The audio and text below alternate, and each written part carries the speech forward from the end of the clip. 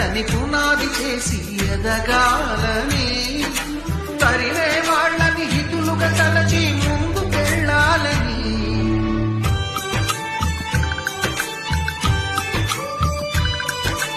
కన్నుల నీటిని కలల సాగుకై వాడుకోవాలని, కాచే నిప్పుని ప్రమిదగా మలచి కాంతి పంచాలని, గుండెతో ధైర్యం చెప్పెను, చూపుతో మార్గం చెప్పెను, అడుగుతో గమ్యం చెప్పెను, నేనున్నానని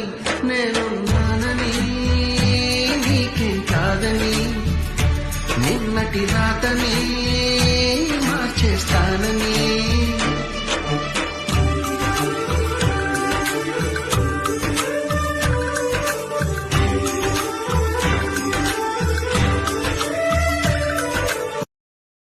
Download ShareChat.